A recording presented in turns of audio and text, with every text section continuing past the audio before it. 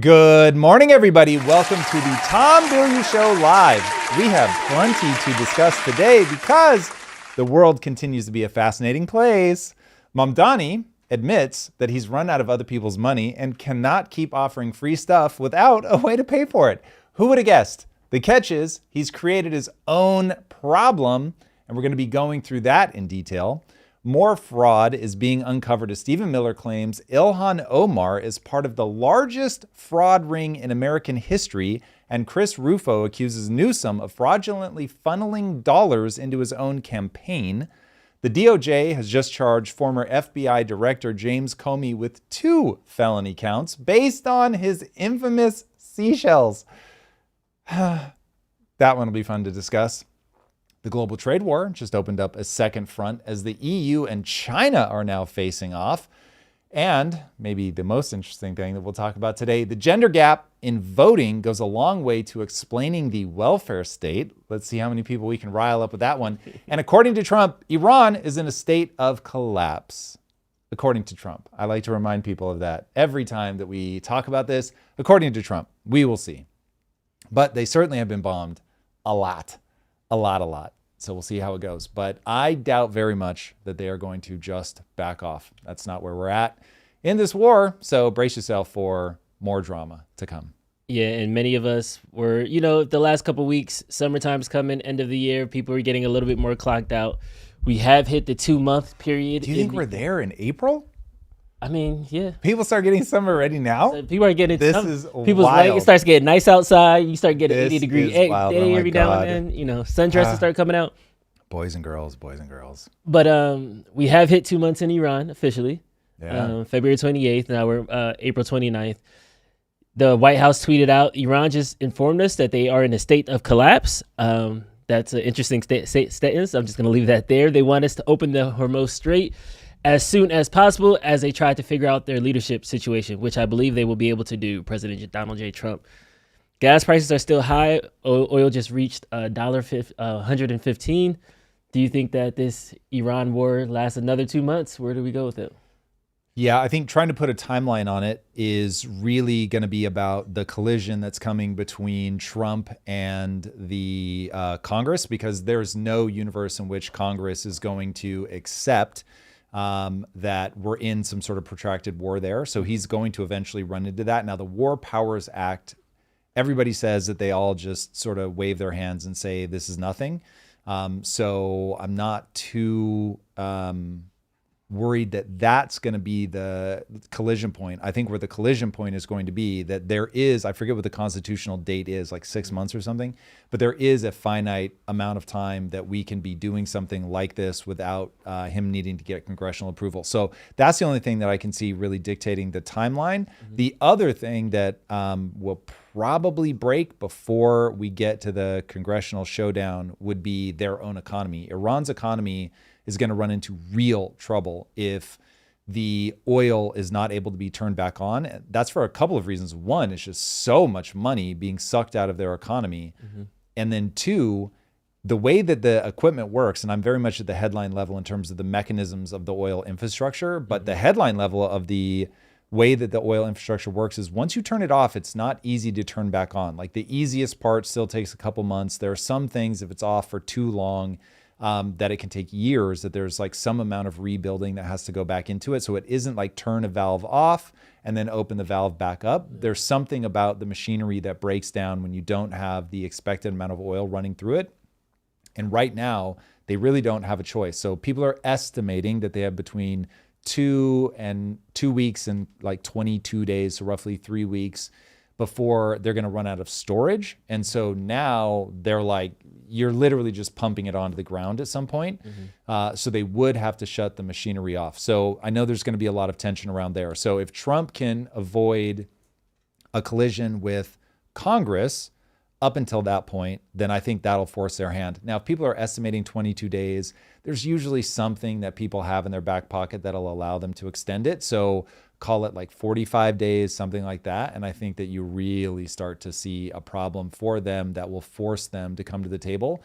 And there's a really famous quote, which is, you're only ever 9 meals away from revolution.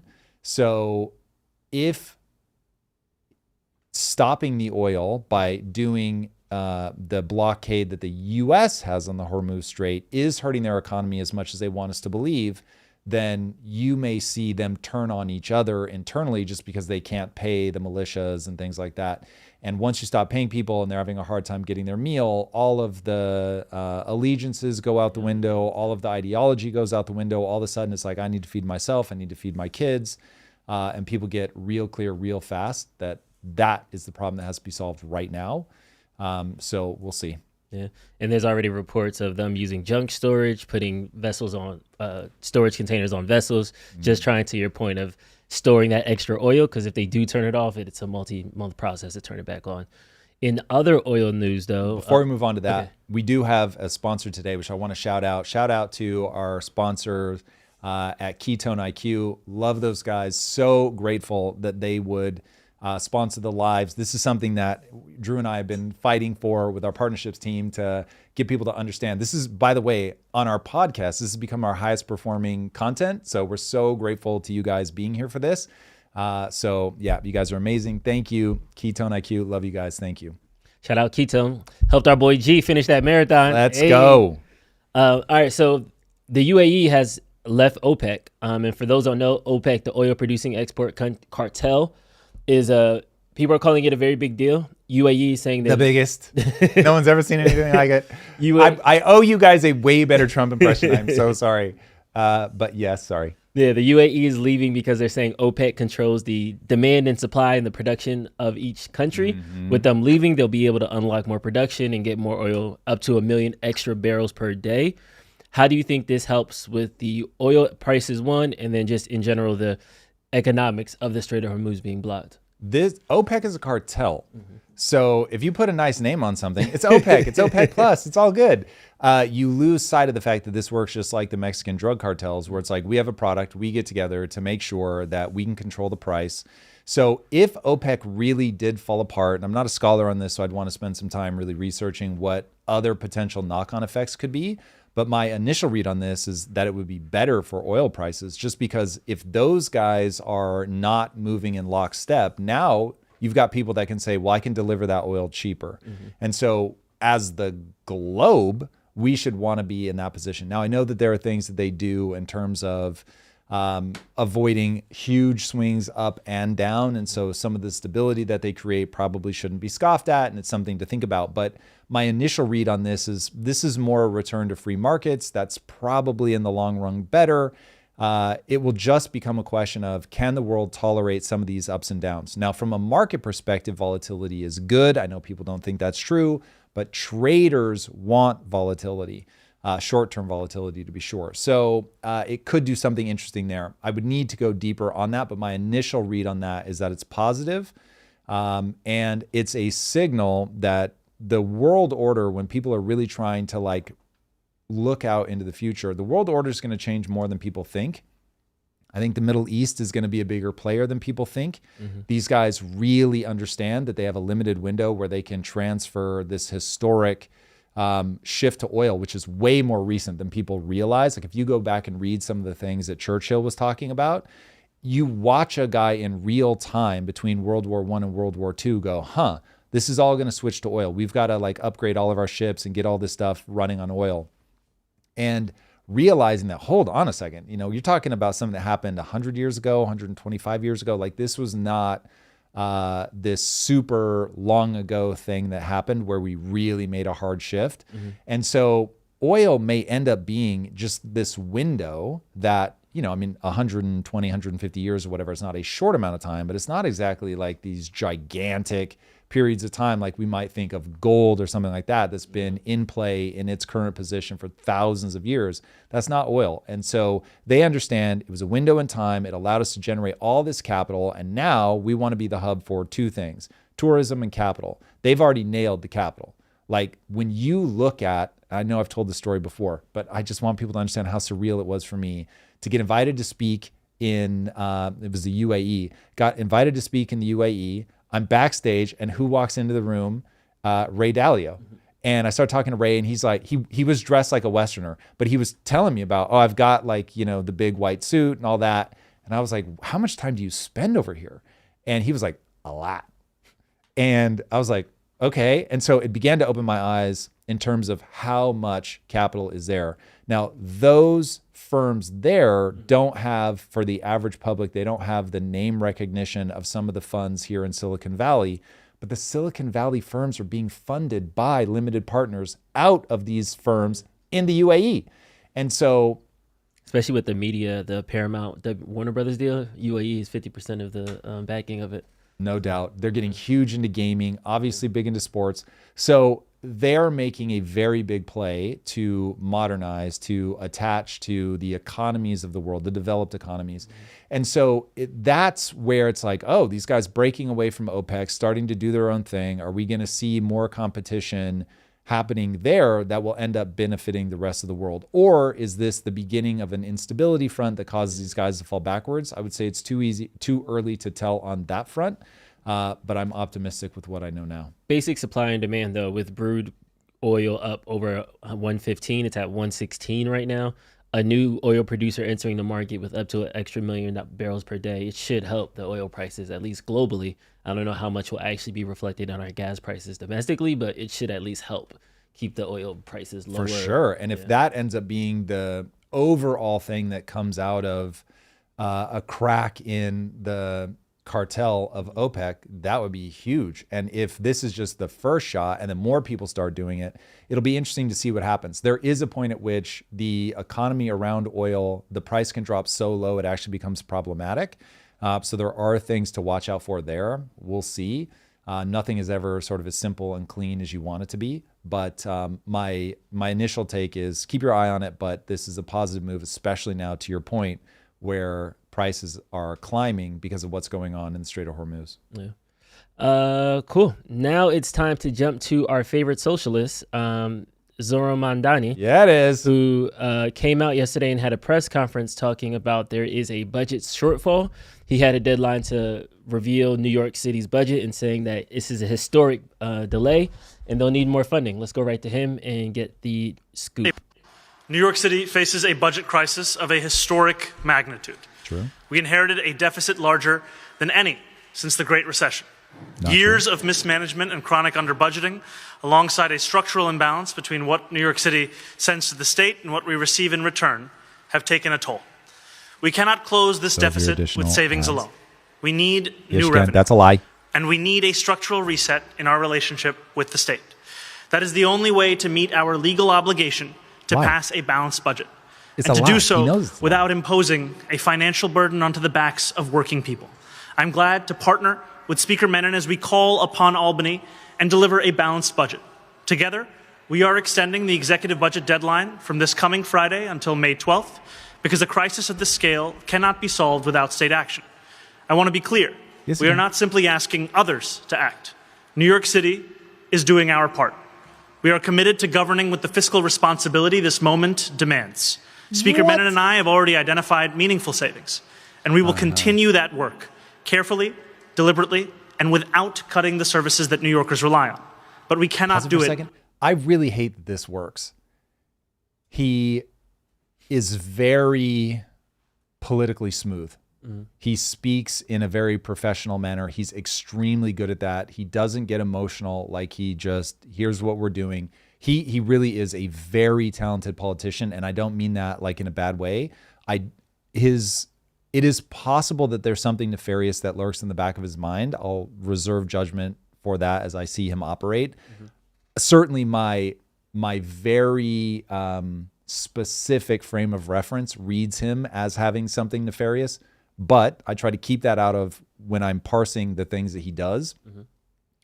But he presents himself in a way that is fantastic. If he were putting forward policies that were awesome, I'd be like, oh my God, this guy's amazing. But the reality is he's lying. And he lies in a way that feels so good that you rally behind him. And it is a very distressing part of the human mind that if you lie in a way that's completely like, whoa, hold on a second, that, don't worry, we're not going to be doing that. And I just want to walk you guys through exactly what we're doing. But your entire argument is predicated on a lie. It is not true that they can't close the budget gap, which I'm going to get into in detail in a second. He created the budget gap. let's be very clear. I'm going to walk you through the stats. He created the budget deficit, and now he's asking people to accept that there's no way to close that budget deficit without more money. Both, it is blatantly untrue. So all he has to do is not spend more money. Like we'll get into the specifics, but the very quick thing is, if he just went back to the 2025 budget, there's no shortfall. This is literally man-made. I thought Eric Adams had a $12 billion deficit. Eric Adams said, hey, all these things that we're doing, we're going to have this $12 million shortfall. But you would still have, after all his maneuverings, you would still have, I think it's like $5 billion is where they're at now. And he has proposed something like $15 billion of new things when he came into office. So some of the things that they've done have reduced the gap, to be sure. But if he just weren't proposing the $15 billion in new expenditures, he would have already dug himself out of the hole. So he has a surplus, but then he added more stuff, and that brought him back into the... So what Eric Adams was pointing out is all these social systems, they are now creating this budget shortfall. He comes in, Mamdani, reduces some of that shortfall, and then adds so much more that he's now back in the negative. So if, given the cuts that he's already made, went back to the 2025 budget, you would have no shortfall. The takeaway that I want people to understand there is, whenever you have a mismatch on your ledger, there's always two options. Option number one is to make more money. Option number two is to spend less money. So anytime anybody tells you there's just nothing we can do, it is at just like the most factual level a lie. So if he were saying, I don't want to do it, I'm not willing to make cuts, and so I am going to ask everybody to carry an extra burden, I wouldn't be able to say he's lying. I'd be able to say, I think these are foolish decisions. Here are my reasons why, but I wouldn't be able to say it's a lie. This is just a blatant lie. Now, he's in good company. Politicians lie all the time. I just assume politicians lie for reasons that I think everybody will understand. Economic lies drive me the most crazy, especially when you've got somebody who's riding on the back of socialism, which has a long, ultra documented history of just absolutely demolishing the working class, being the most sinister thing you could ever do to the working class. And so he's talking like, I don't want to have to do this to the working class. It's like the very economic structure that you're using preys on the working class. So like, that's bullshit. So he either doesn't know the history of socialism or he doesn't care, and this is all political spin. Either way, it's maddening. All right. Well, it seems like we need the breakdown, though. There's only like 8 seconds. I think he just asked for help from Albany, which is the state capital of New York, the state. So, yeah, I want to hear the budget breakdown because I have a bunch of follow-ups with this one. Right. So. Well, I am very much looking forward to those. Here is my take. Mamdani is a master manipulator. You have to understand him in that vein, or he is always going to confuse you. He is manufacturing his own crisis. New York City does not need more money. They need to cut expenses. Mamdani's own team put forward a plan to balance the budget that would have required no additional money, and Mamdani rejected it the same day. So when he says that there's no way to balance the budget without additional funding, he is lying. Here are the details. Mamdani says the city has a budget crisis and that they cannot close this is a direct quote, cannot close this deficit with savings alone. He's asking Albany for a bailout and pushing to raise taxes on businesses, which nobody should be surprised by. And ultimately, taxes like this always end up going from businesses and the wealthy down to everybody because that's where the actual money is. Now, the problem with his plan is because he created the budget gap in the first place, he could make this problem go away simply by reducing it, but he's not presenting any of that. Mamdani's preliminary fiscal year 2027 budget proposes $127 billion in spending. That's roughly $15 billion above the previous year. It's a full 10 to 13% jump. Okay, so Mamdani himself, the things that he is proposing is somewhere between 10 and 13% higher than the already problematic budget that we had in the last year. So this is not me saying that Eric Adams was like doing a great job or that the people before him were doing a great job. They weren't. This has been going in the wrong direction for a really long time. But the answer is very simple. New York City's projected budget shortfall right now is $5.4 billion. Now, this is post some of the things that Mamdani has done, so credit where credit is due. But the spending increase that Mamdani has put forward is nearly 3 times the remaining budget shortfall. So if he wants to balance the budget, all he has to do is hold spending flat at last year's level, and the deficit disappears. Now, additionally, New York is psychotically reckless with their spending. Long before Mamdani came on the scene, the entire state of Florida operates on a budget of about $116 billion. The state, Florida State, has nearly 3 times the number of residents of New York City. New York does not have a revenue problem.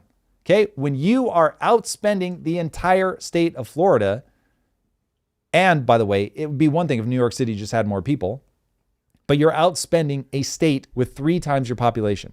So the fact that Mamdani is lying and saying the only way to close the budget gap is more money, to me, is absolutely grotesque. And the thing that I'm trying to get everybody rallied around, I do not care if you identify as Democrat or Republican, when people start talking about this, we have got to call a spade a spade. Remember the problem that we are all suffering from. The reason that people are going so hard to the left and the right, it's not the only reason, but it is the major foundational reason, is because the pie really is shrinking. And so when people can feel that they're unable to make ends meet, they go on a team because they need somebody to fight for them to make sure that they can take care of their basic needs. And right now, that is mathematically becoming harder and harder.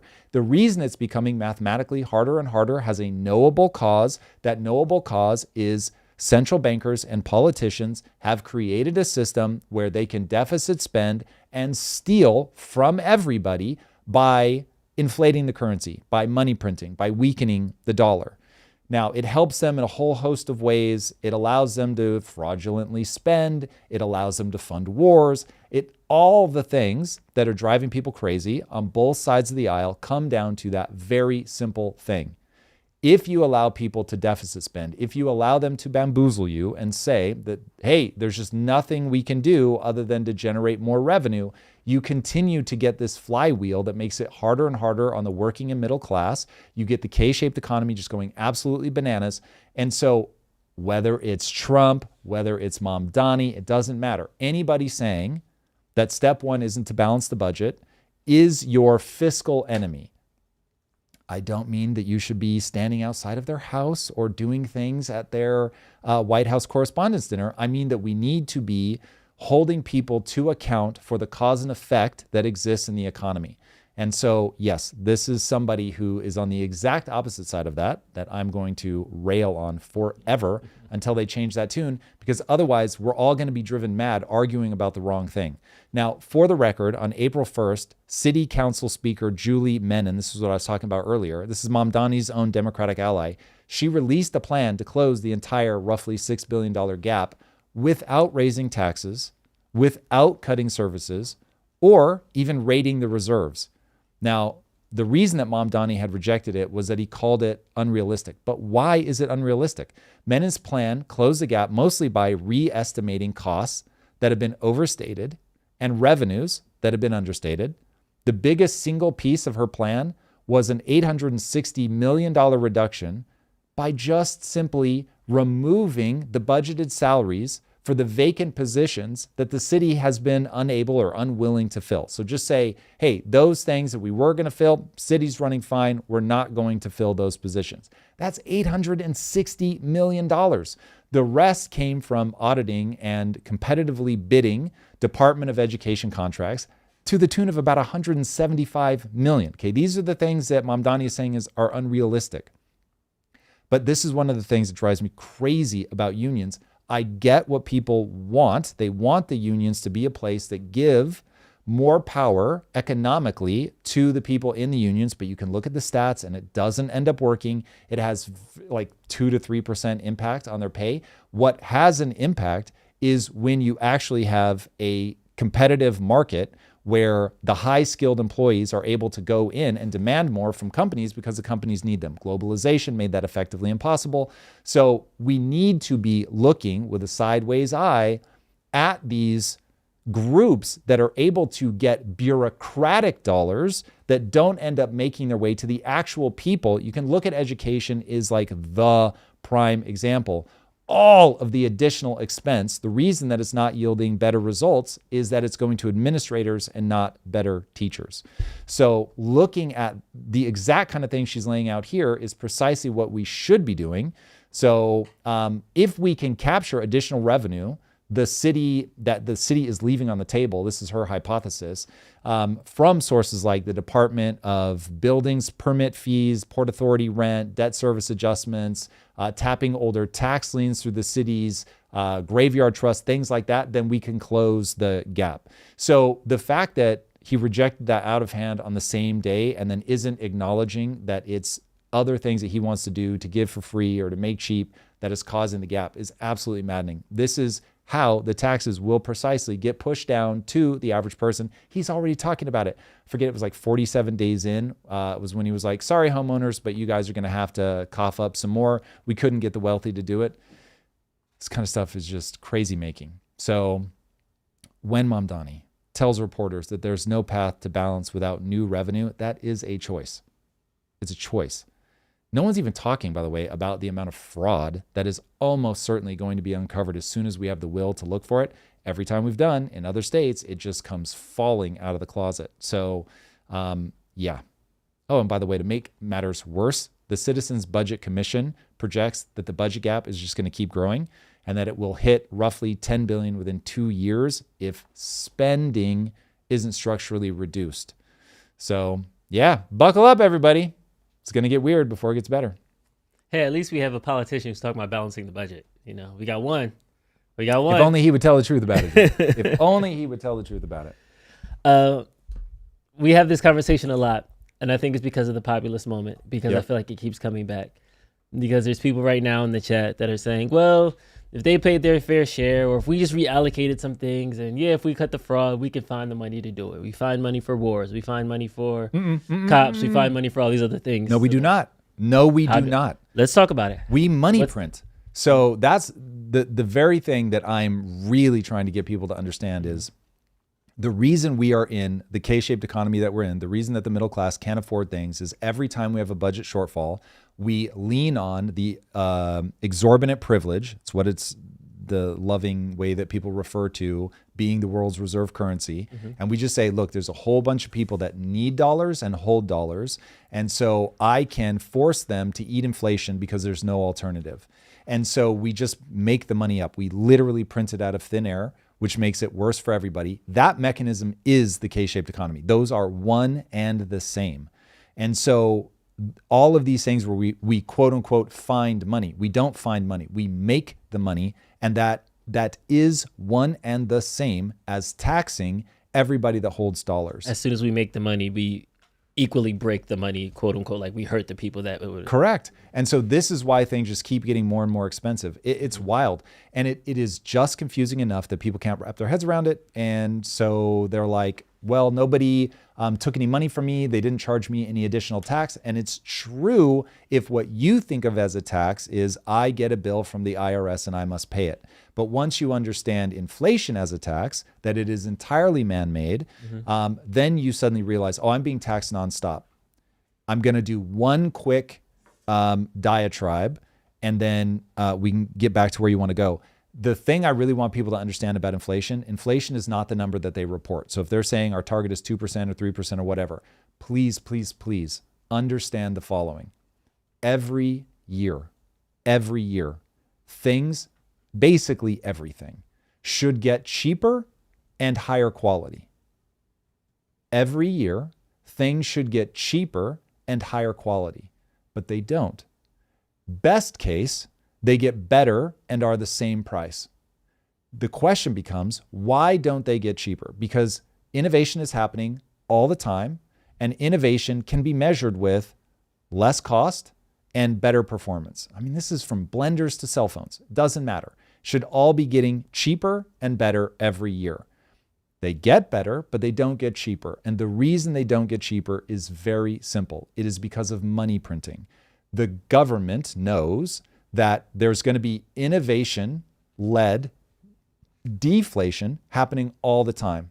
Now, one, they've trained you to be afraid of deflation, which you should not be. You should be afraid of crisis-led deflation, but it's the same way that they got people paranoid about dietary fat. Dietary fat's extraordinary. Without it, you would die.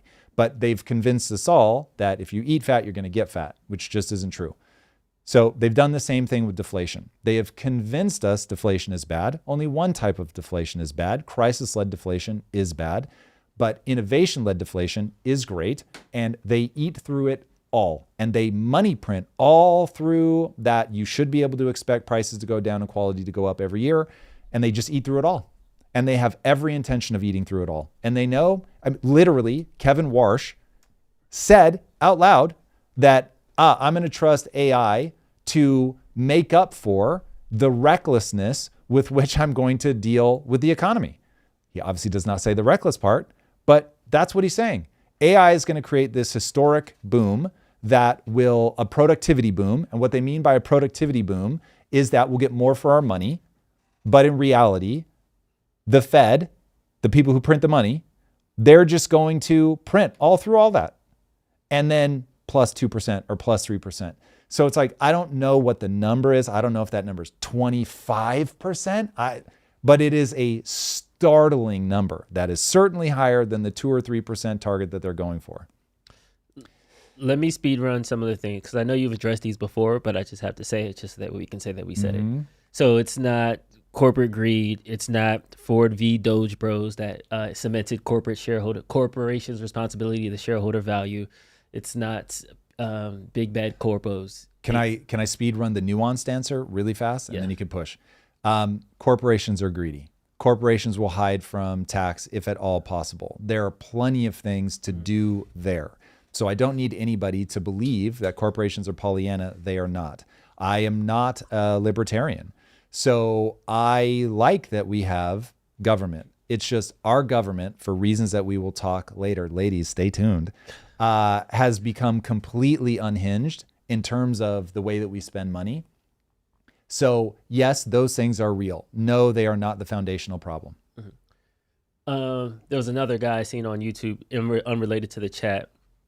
He talks about the morality. So I know that this is an ought conversation. I know Love this it. could be Yeah. in the fantasy realm. When we focus individualism and capital accumulation, those are the North Stars of America. You come to America, you can be whatever you want and make as much money as you want. That's the American dream. We shouldn't be surprised that there's this exhaust of manipulation, greed, lying, a lot of the things that people do that are unruly in order to get money, whether it's drug dealing, whether it's lying politicians, and everything in that spectrum in between. Is there a way to mitigate against that? Or is that, because I know a lot of people they see all the negative impacts of the people's accumulation for capital, and they put that at the feet as capitalism. Is there something we can either legislate, or is this just a human nature thing? No matter what system, there's going to be those people that do these things. Well, so this is two separate issues. So yes, make it illegal and actually punish the people that do it. So that would be step one. There's been really interesting data coming out of Baltimore, I believe, where they're just basically running Bukele's playbook. I mean, not to that extreme, but they're saying we had all these laws in the books and we just weren't enforcing them. So we had Soros DAs that were like letting violent criminals back on the street. And so they've halved their murder rate just by going, I'm not changing the laws, I'm just going to enforce them. So enforcement would be huge. But the foundational problem that people are contending with is central bankers and politicians. And to be very specific, politicians voting to run deficits, and then central bankers printing the money to facilitate that. That's the real problem. And so I'm sad that gets boring for people to hear, but the reality is that you have to solve that problem. And all the other things that they grab at, it's not that they're not real problems, it's that they're not the foundational problem. So for instance, if I see someone starving to death and I give them a Twinkie, and then somebody goes, bro, like, what are you doing? Like, if you leave a Twinkie alone, it doesn't rot, which is a lie, but they'll say it. It's like, how can you give that guy a Twinkie? That's so bad for you. And I'm just like, listen, starving to death is worse. So I would rather give him some nutrition. So that's how I feel. People are arguing about whether this starving man should eat a Twinkie or not. And I'm just saying, hey, can we just focus on the starvation part for a second? Let's figure out why he has no food to eat. So that is where people are getting lost. It's not that Twinkies aren't bad. They are bad. It's just that he'll stay alive for a lot longer eating that bad Twinkie than he will having nothing. So yes, like what you're calling the exhaustive capitalism, which I disagree. I think that's the exhaustive human nature. So humans will try to exploit every system that exists. No matter what you do, people will try to exploit it. And so you want to legislate and you want to punish and try to mitigate that as much as you can. But the real problem is just absolutely nakedly in plain sight that if you spend more than you make and you print money to cover it, you steal from everybody, and that makes things more expensive, and you get a K-shaped economy. And I mean, we can add if you want to be on the good side of the K, own assets. Okay, I'm gonna call it audible because now people are starting to fracture, and I love it. We're rolling with the punches.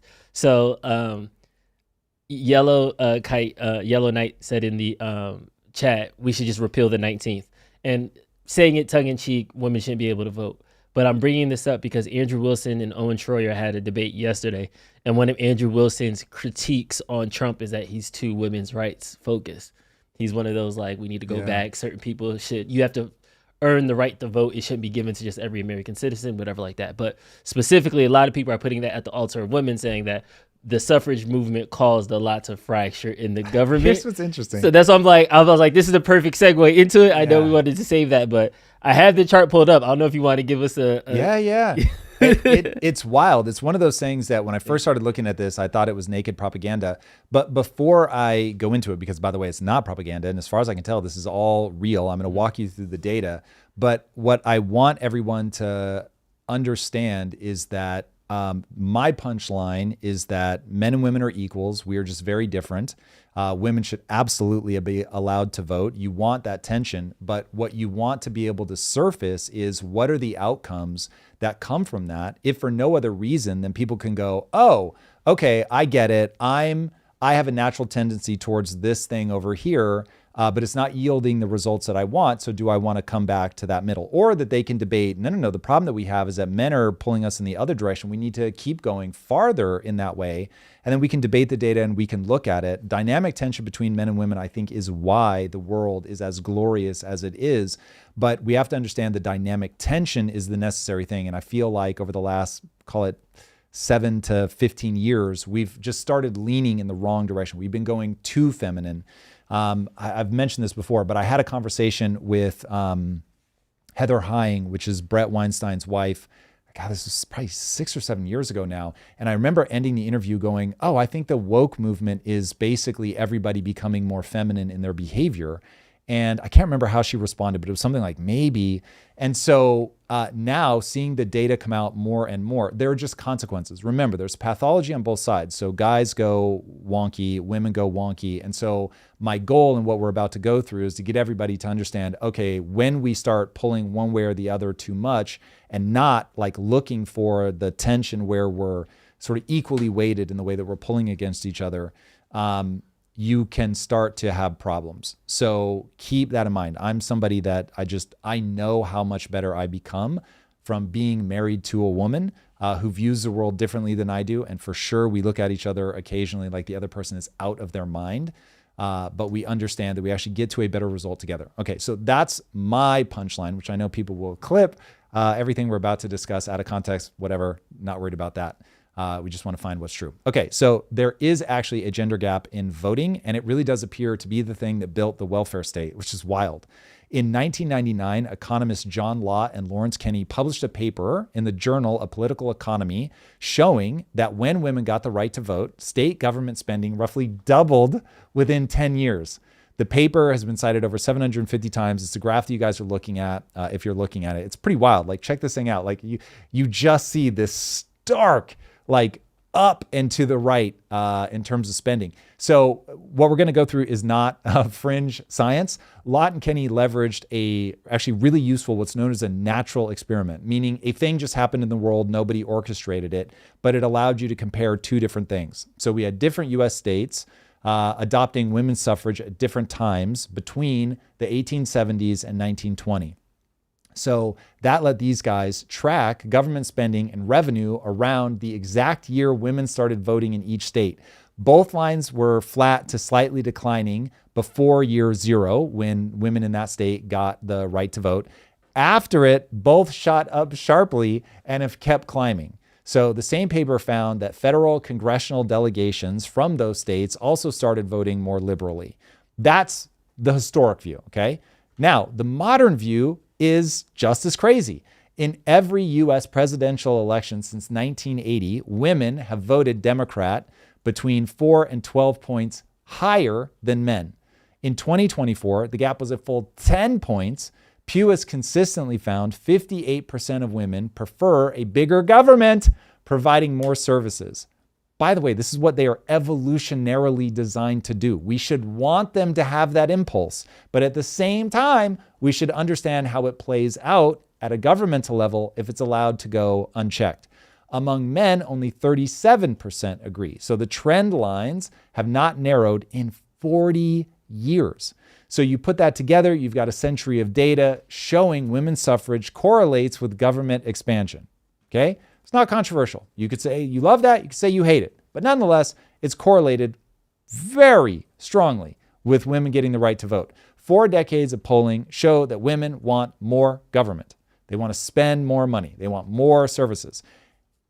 But when you have a federal budget that has crossed $39 trillion in debt and shows no signs of stopping, you have a potential, not a potential problem, you have a problem. You have a problem. Now, in 1913, when they decided that they were going to start the Federal Reserve and be able to print money, they found a real ally in women who had started to get the vote. Obviously, by 1920, they've got the vote, they're off and running. Now, central bankers really have an ally because it's like, yeah, just keep adding those programs. We can deficit spend our way there. But even with all the good intentions in the world, that starts this widening of the K-shaped economy. Now, the American government has just kept getting bigger and bigger, no matter which party is in charge. So let us be very clear about that. I think the data makes it pretty clear that the gender gap explains a lot of it. All right. You set the chat on fire. I love it. Today's a chat heavy day. In bold letters, correlation is not causation. Mm-hmm. So although women's introduction to voting and the government spending increasing doesn't necessarily mean the government spending wasn't going to increase if women weren't. Now, I will remind anybody that's on that team that not having an answer is not an answer. And so simply saying that correlation is not causation is not you putting forward an explanation. And there is an explanation. So now it becomes put forward your explanation. Remember, you're in a space right now where all I care about is truth. I want to understand what is true. I don't have the emotional friction that most people have when they realize that they're wrong because I've gotten wealthy off of going, oh, I was wrong about that. Let me get right. And whether everybody thinks I'm a clown or not is totally fucking irrelevant to me because I can leverage that knowledge to go out and do things in the world. So I care about a very small handful of things. There are things I want to do for my legacy to like have real impact. I want to do the show. I want to develop games, right? So there are a very finite number of things that I'm trying to do. The truth is the only thing that's going to help me get there. So if a couple days from now, I've got to go, hey, that thing that I was saying, that didn't make any sense. This is the new thing. You guys are going to see me do that over and over and over. But I need you to put forward specific concrete things that we can track against facts. Next rebuttal I'm seeing in the chat. The explanation is like the defense budget. Women are en masse voting for increasing defense spending. And in the 90s and 80s, defense spending was the thing that increased our deficit. Nowadays, it's entitlements and interest payments. I know that it flipped. I mean, look, that's one of those things that's like, you can't necessarily. The reason I'm giving you these counterfactuals, because I'm like, I don't want it to be, if we repeal the 19th, the budget's going to go down. Okay, first of all, we should not repeal the 19th. I want to be very fucking clear. Okay. If we did repeal the 19th, the budget will go down. Just going to be real with you. So it's a terrible idea. Let's not do that. But nonetheless, if you wanted to reduce the budget, it would work. Bad idea, but it would work. My spidey senses are tingling right now because this is reminding me of another argument that Trump made at the beginning of his run, where he said, once I deport everybody, all our prices are going to come down. Yep. And now that a lot of people are deported and the border crossings are effectively zero, our prices still haven't come down. So while Well, so I would say there, if he were deporting whatever 10 million people, your prices would come down if you didn't have all the other insane mitigating factors that we have. So that mechanism is true. If you strip out a really substantive number of people, your costs are going to go down. So it might hit some things in strange ways. But I think that's my part that I'm rubbing against. Is because right now, if we were to take everything in isolation and just look at it variable for variable, if we change absolutely nothing else but the amount of people in the country, yes, the cost will go down. Yeah. But it's one of those things where on one side, you're going to say, hey, we need to deport these people to bring costs down. But then on the other side, I'm going to double the defense budget so that way I can increase. 100%. You know what I mean? So you have a lunatic making really bad decisions. I want to bring it back to this because I think on one side, there is a correlation that women in the voting populace has caused prices to go up. But I don't want to say that it's an isolated variable. And if we just take women out, all of a sudden our problems, because there's still other mechanisms that are adding to that budget, increasing in that stuff. You get what I'm saying? I do. What I'm looking at is the mechanism of what men versus women vote for. So the trend lines were really steady. You had flat spending to down, slightly down, before women get the vote. You have the natural experiment of where does spending start to uptick? Does it uptick when women get the vote? The answer is yes. So if one state delays by a couple of years, then the uptick in spending is delayed by a couple of years. It isn't, I wouldn't say we've gone all the way to proving it, but that's a lot of information. Anybody that's going to try to clap back on that, like they've got a lot staring them in the face. That doesn't invalidate any of the things that you're saying. And when men vote for dumb spending, it's just as dumb when they do it as if women are doing it. I'm just saying that you can look at Democrats are really pushing social programs. Social programs right now are your biggest problem. But if men suddenly were like, well, bro, we've just got to have military out the wazoo, like we've got to quintuple our budget, and they start overspending, it will be functionally no different. So it's not like, oh, when women overspend, it's bad, but somehow when men overspend, it's fine. It's bad on both counts. So all I'm trying to do is say, very interesting. Right now, we act like America is not a socialist country. We are in many, many, many ways. When you list out all the different social programs we have, it's insane. When you list out the percentage of Americans that are on a social program or another, it's massive. So we have an ungodly percentage. Drew, it's like 35 to 40%. I mean, it is huge. So we have a ton of people on one governmental service or another. And when you start going back in history, you realize, oh, we used to have way more fiscal discipline. And the only times we started getting this insane spending was in wartime. So cool, we can go wartime, men overspending, that's men going pathological. And you would hear no argument from me. But we have historically been able to get that back down. Now what we're seeing is peacetime deficits that are absolute insanity, regardless of political party. So that's where it's like, okay, so what's going on here? Why do you all of a sudden have Republicans that are like, yeah, bigger government, just keep going, keep going, keep going. So that right now, from a trend line perspective, is, I will say, so tightly correlated to, I'll call it a feminization of culture, not just women, but a feminization of culture has us in this position of like, well, we can't let that happen. And so everybody's like, yeah, we got to keep funding all that stuff. And I'm saying Spirit Airlines should go out of business. And if I own Spirit Airlines stock, fuck me. Like I invested in the wrong company. It just is what it is. So we don't have that mentality now. And that obviously goes beyond women voting. And just to be abundantly clear, in case somebody is just tuning in, repealing the 19th Amendment would be moronic. Women are incredible. They are men's peers. When you take all of this on balance, men and women are meant to like work together. Evolution said, yo, I just need to get you guys into the future successfully. And the strategy it has run is to create these two halves of a whole. In my opinion, these are my words. And the dynamic tension between them has created the incredible world that we see. I'm just saying, hey, we should look at this mechanism, because this mechanism of like, oh, well, we can't say no to that. It is the echo. I mean, this is why we brought it up tied to Mamdani. It's the echo of, well, we can't cut money. We can't cut spending. That'd be ridiculous. So we just got to raise more money. And it's like, nope, hard pass. And so if I have to be the guy that's like the dead shark eyes of like, no, you have to cut. You have to cut. Just plain and simple. And so now we get everybody together and we say, what do we want to pay for? And so like my wife was in the chat yesterday saying, well, husband of mine, are you saying that somebody doesn't have a right to an ambulance ride to the hospital? It's like, well, what do we want to say that we're going to pay for no matter what? And if it's the healthcare, great. What are we going to cut to get to healthcare? Like, I don't have any beef with that. I'm just saying you can have anything you want. You can't have everything. So you've got to balance your budget. What do you want? And if you want to make sure that no matter what, when people go down, there's a ambulance there, then you're going to keep working until the average age of retirement is higher than the average age of death. And that's how we did it previously. So when we put in Social Security, the age at which you could retire was higher than the average age that somebody died. And so now you're like, well, life's just going to kill a bunch of the people that paid into this system. And then we'll never have to pay them out, sucker. Correct.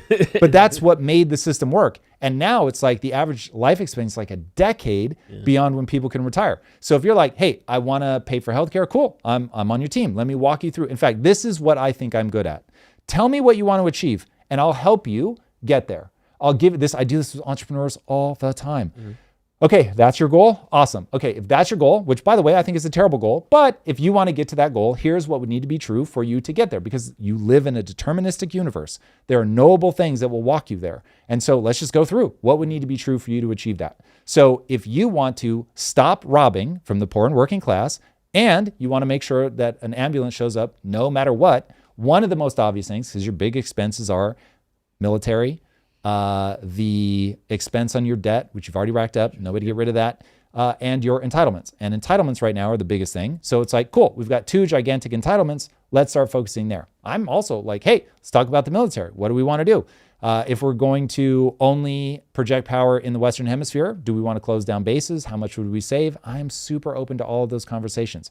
But the reality is you have to start from what we call in business, a zero budget. So nobody gets money just because they had money in the past. We have goals. Where are we going to fund in order to get us to those goals? And one of the easy places is make the retirement age farther away than the average person lives. So people are going to hate this.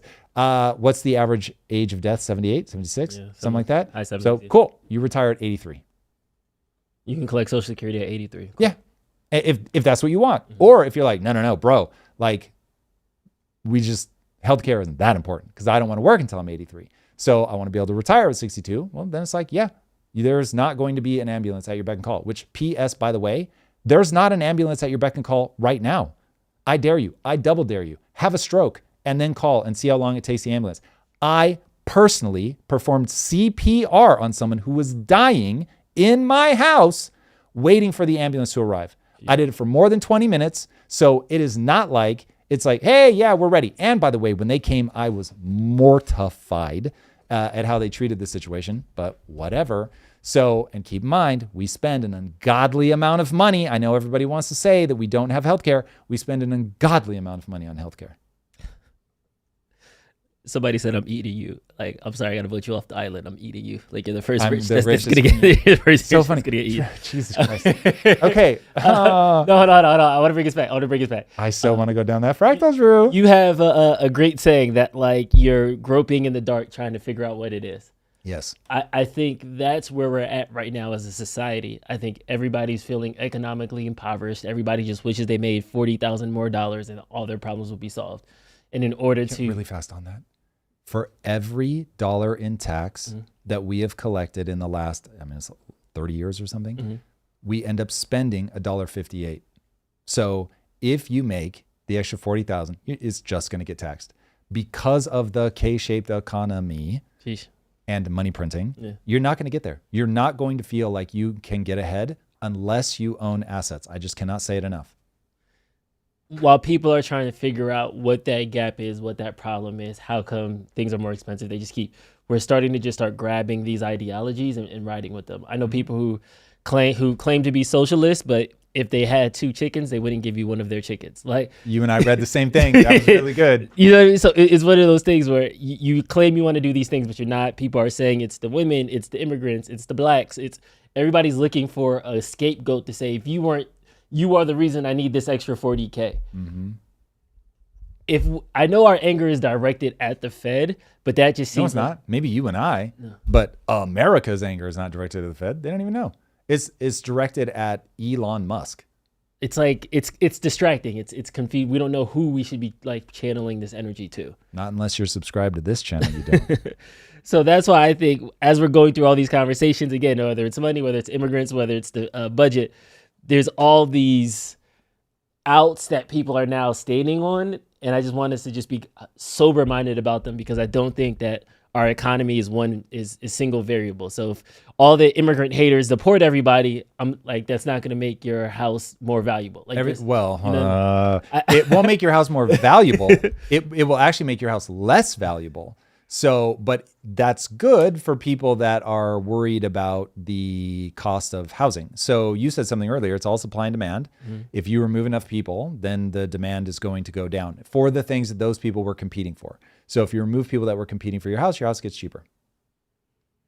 How I said all that to say, what is the actual one? Is there like a solution, a focus that we should have, whether it's how we output to the politicians?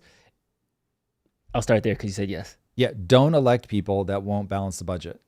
That's a little flippant because, as I have said, I don't think I'm going to do protest votes. So I think I reserve the right to change my mind on this, but as of right now, I plan to always vote for the person who I think will help the middle class the most. Right now you got to hold your nose and jump. But that is my focus. So who's going to help the middle class the most? And they're going to get my vote, even if I think that they're bad, but one of them is going to win. So I want to make sure that the one that's really got a chance to win wins. So with that sort of very grand caveat, don't elect politicians that won't balance the budget, or at least only elect politicians that'll actually be positive to the middle class or do your best. And then we have to just absolutely pressure the life out of politicians to balance the budget. And if we balance the budget, things would change so fast because you staunch the bleeding. So imagine you just got shot. It's like, first and foremost, long before I need you to take the bullet out of me, stop the bleeding. Because if you stop the bleeding, I'll probably live long enough for you to address the wound. The wound causes me to bleed. That's the very problem. And so the wound is the central bank. It is the politicians' deficit spending. But the bleeding is the deficit growing the debt every year, and the debt coming with a huge interest payment. And that interest payment just starts eating all of our discretionary funds. And then the biggest part of the bleeding is just things get more expensive. And so you're not going to be able to keep up. All right, we got a bunch of super chats. Yes. Let's jump into those. Let me just grab this last one. All right, Question Things says, Jonathan D., been watching since 2016. I've written books teaching how to recognize bias, keep an open mind, and deal with inevitable discomfort. You're doing great at it, Mr. Bilyeu. Thanks for being such a great example. Man, I'm honored by that. So first of all, you've been here since 2016. That's gangster. Really respect that. Anybody that's rocked with me through like mindset all the way to talking about the economy is pretty wild. So I'm very grateful. Thank you. Anastasia Light says, my fiance and I have been watching you and Lisa since 2021, and it's been amazing for our lives. Thank you for such impactful content over the years. It was Jimmy's 28th birthday yesterday, and this is our favorite live show. Let's go. Happy birthday, Jimmy. Stuff like this is really starting to be cool. Thank you guys, man. That means a lot, a lot, a lot. What'd you do for your 28th birthday? Or give me something. What year was it? What were you? Okay, so Lisa and I got married when I was 26. So that would have been 2 years into my marriage. We were outside of the first year, which was hard. So we were really starting to figure it out. What I actually did for my birthday, my wife would remember. I do not. If I'm going to be really honest, the only thing I wanted in my 20s was sex. So it would have just been sex. I don't know where we were or how we did it, but it was sex. Sex was involved. That was yes. And not that my wife has ever been stingy with it, but it was in my 20s. The numbers were high to the point where I would, apologize to my wife. So there it is. Big Diggler says women vote. Perfect transition. I know, right? After Here comes that. Lisa Pogadate. Sorry, Lisa. Unagamo! I did not think I thought he was going to say I got a PlayStation or something. I'm sorry. I didn't know it was going to Do you remember what we did for my 28th birthday? I was like, I'll never remember. Lisa might. Or but- what year it was, if there was anything that memorable that happened during 28. Well, year would have been 2024. That math is easy because we got married in 22 and I was 26 when we got married. So. Probably a book of coupons. So we were broke back then. So we used to do like coupons. You can get a back massage, that kind of stuff. So yes, you're right. I forgot that we used. I did warn them about that. so you used all those yeah. coupons first. You just blew right through all the sex. I'm ripping them out as I'm opening the package through. The massage ones go wait till later. I need these. Yeah, That's funny. I'm actually sweating now. Oh, sorry, Big Diggler. Yes, Big Diggler says women votes send men to their death via the draft, which they are not subject to. To Wilson's point, men are still obligated to their duty to die for our country, yet women shun theirs, which is to bear children. Women voted in Mamdani. Yeah, there's something about how it can take a dark turn when people make it sort of that absolute. So one, women are going to be interconnected with men in 1,000 ways. So I wouldn't be quite so flippant about they vote to send men to war. Also, I'd be very curious to know what the ratio is. Like if they vote for war at abnormally low levels, that's my intuition. I don't know that that's true, but that's my intuition. So that would be interesting to see. Obviously, not all women have husbands or brothers, but every one of them has a father. So presumably, like they're not that detached from what it means to send men. Also, this is going to be maybe controversial, but as a man, I am not hungry to go to war. Let me be very clear about that. But I do like my role as protector. I like that I would be sending myself by voting for a war, that is our role as protectors. Obviously, I've never been to war. I was not in the military. I do not expect any points for that. I have, however, cleared my home with a gun when I thought somebody had broken into my house. And put my wife behind a safe room door. So it's like those kinds of things that really does mean something to me. So I am, for one, I would prefer that we didn't send women to war. I know some women feel differently about that and they do want to be on the front lines. So yeah, I mean, I have a very old school view on that. Now, I also believe that it would be up to me if war was the wrong answer, it would be up to me to be able to make a compelling enough argument to steer us away from that. I know that that's a big ask of anybody, as I cannot steer us away from deficit spending. So how would I steer us away from going to war? But in the collective, I would expect men to stand up if they don't think it's the right answer and be compelling. So. To answer your war question about the gender difference in who votes for war, men are generally more likely to support war than women, with a gap of about 8 to 12%, depending where you go in the world. Yeah, that does not surprise me at all. So laying that at women's feet doesn't feel right. All right. Patrick And by Wright- the way, if you're going to be mad at women voting for war, then you should be mad at old men voting for war because they're not going to go. So if we're willing to start drawing lines like that, then maybe, but that also strikes me as a terrible idea. Patrick Wrightson, 207, says, "Good morning, guys. Two-part super chat. Just Patrick. landed an engineer position. Huge promotion at the company I've worked for. Wait a for second. several Wait years. a second. Let's go. Shout out to Let's Patrick Rice. go. I think those are two $49 super chats. Thank you for the super Damn. chat, Patrick. Yeah. $100. Congrats, man. That's awesome. Congrats on the promotion too. That's huge, man. And one of the things that I heard back afterward was the most notable in my interview was when I told the director of the team that I believe that if I work hard enough to get better at something, I absolutely can, and that skills have utility. They were very responsive to that. I start on Monday, 6 figures. Love you guys. Happy Wednesday. Let's That go. is Congrats, dope. dude. Let's go. Buy assets. I love that. Buy assets. Tourette's, but the best kind of Tourette's. Like that. Asset Tourette's. And then lastly, Blake Bullion says, since women prefer a bigger government and they want some more services for the government, is it possible women are shifting out of men as their provider and moving towards the government being the provider? Yeah, Morning, that- everybody. Good morning, right back to you. That is a fascinating argument that I've heard put forward. It is very interesting. Yes, I think there is some truth to that. But the more distressing one for me is less that they're looking for that for themselves and they believe it is the right thing for the world, that they want governments to be big, to take care of the people, to nanny state, to watch over everybody, not realizing how disastrous that is when you do it. But I get the impulse. And that's it for Super Chats. Cool. All right. Let's jump back into it. People are still chattering about the gender thing. We'll come back to that later if you guys still want to talk about it.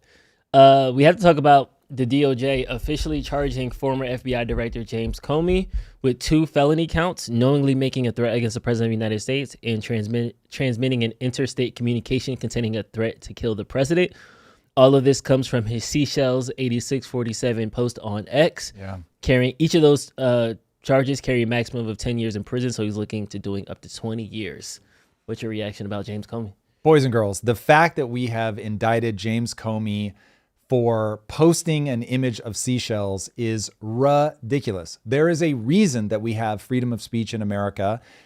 If somebody reads 8647 as an actual incitement to violence, where they think somebody is going to go from, I wasn't going to throw my life away and attempt to kill somebody to now, you know what? I am going to throw my life away and attempt to kill somebody based on seashells that say 8647. Also, it's patently absurd to me. The most obvious reading of 86 is to get rid of. If every time somebody says to you, get rid of that person, you think they mean to go and kill them, you live in a very different world than I live in. So when we think about freedom of speech, we need to be giving the most wide latitude humanly possible. Now, if somebody says, if we're going to point somebody out, when what's his name? Hassan Piker says, if you don't like whatever, you should, and he says KILL, Tim Scott, I don't even remember what it was about, but that's pretty direct. So if we're going to let that one slide, posting a picture of seashells saying 8647 is just ridiculous.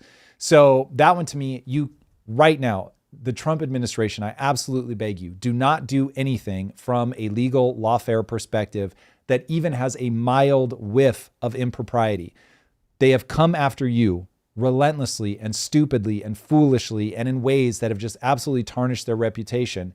And if you only go after people that it's okay, this one is obviously really blatant, we cannot let this stand. I was talking about this at the beginning of the show. You have laws, enforce them. But if you start enforcing them to this point, this is where we really start getting draconian. Everybody has to look over their shoulder. Everybody has to be afraid. It starts pushing people harder onto teams because you want the protection, and you will lose people that up to this point haven't been afraid to stand in the middle of the road and say what they think is true. And everybody starts saying what they need to say to be on a party to know that they're going to get protected. That is a terrible place to put everybody. We want everybody in a position where they say what they believe to be true, knowing that they have huge latitude, that if they start veering towards something that they get checked, yes, but going all the way to indicting a guy for posting seashells that say 8647 is crazy. So this is one where we have got to remind people to pump the fucking brakes. You become the bad guy so fast, it is very distressing. Use decorum. Give grace. Give a ton of latitude. I get it. This guy's a political enemy. I understand why there's frustration with him. I get it. But if you're going to pursue somebody and not have this rebound back on you when you lose power, you want to make sure that you had restraint. Win the war of looking like the stable person in the room. And right now, man, the Republican Party under Trump does not look like that. So when you've got China looking more restrained than the US, god damn. So please, kids, this one is fucking stupid. Don't pursue this. How would you define incitement to violence, though? If you had to make it as a policy? If you say something along the lines of that person should be killed, somebody should kill that person, we know there are people out with guns, maybe somebody should use them. Shit like that is explicitly hinting at yes, murder, bro, violence, guns. You've got to be saying it. If you get 2x clever and it's oh, okay, well, if you know all the context of that is obviously somebody calling for violence. No, I get it. I get it. You sent a subliminal message out into the public and it should be condemned and people should be this person is an asshole and we absolutely shouldn't tolerate that shit. But if you're not just out and out saying it, we have the First Amendment for a reason, because you start getting into interpretation. I did not read 8647 as James Comey's, and fuck James Comey. I don't know the guy. I don't have pluses or minuses. So I don't give a shit. But when I read that, I was like, he wants him out of the presidency. To make the immediate leap that he wants the president to be murdered. Oh my God. Like a reasonable doubt exists for a reason. And that one has as much reasonable doubt as you could possibly convey. I do not think a reasonable person hears 86 anybody and thinks, oh, they mean kill him. If a mafia boss goes up to me and says, yo, 86 this guy, then I might be like, whoa, hey. Mafia boss, FBI director. That was the handshaking meme. Oh, geez. So yeah, I think we have to, that lands a little too hard, Drew, but yeah, I do think that we need to be very careful because eventually that case law is going to be interpreted by the person that you despise. Which and is that despises especially you. right in front of the midterms. Yeah. You know it could flip. Like this entire So decision can get turned 360 in a year, but we shall see. I'd be curious to jump in. How does this, like, I feel like there's this trend of trying to punish people for things they've said like that. Like we're seeing now with the FCC investigating Kimmel. How do you feel about that? I'd be curious to see with this trend. Yeah. So investigating Kimmel is also stupid. This is one of those where, again, just an obscene amount of reasonable doubt that it could have been a joke about the age gap, which is what he says it is, which I'm totally fine with. Also, guys, please want comedians to point out the most like unsayable thing in the world. We should want that from them. And so again, I don't think that what he's saying is an incitement to violence. Now, I certainly understand that when you aggregate all of the things that are being said, you've had 3 attempts on President Trump's life. So I think that that's a very real thing. And I think that the rhetoric that we see pouring out from all over the place is creating a real problem. Populist moments create a real problem. But if that is just a reality that we have to face from having social media accounts and everybody being able to say this stuff, and it just creates this background problem, because listen, you should be able to say, if you really think Trump is a Hitler-like figure, you should be able to say that. Now, if the consequence of, 10,000 people that have real voices online saying that this guy is like Hitler results in people making an attempt on his life, I still don't think that that means that you go and start arresting people for saying that. I think that that means that there is a cost to having freedom of speech. And I'm saying I'm willing to pay that cost. Now, the fact that we have drawn lines to say, if you go say he is Hitler-like and you should go kill him, yes, now I get why. Or if you even say he's like Hitler and I really hope that the next Churchill rises up and treats him the same way, cool. That's not nearly veiled enough for people to get away with. So there are definitely lines. I trust the Supreme Court to draw those lines, but the FCC going after Kimmel is dumb. There was nothing in that joke that I think people should go after because, man, you open that and people are just going to come after the comedians on your side.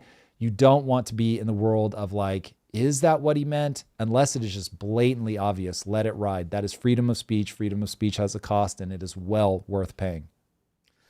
And I'm sure that also extends to Britain and Miami and some of these other places where we've seen people tweeting things, having a social media opinion, and then getting arrested, getting thrown in prison and all these things. Again, not incitements of violence, but criticisms and critiques on institutions, people, certain countries, things like that. The UK is a joke.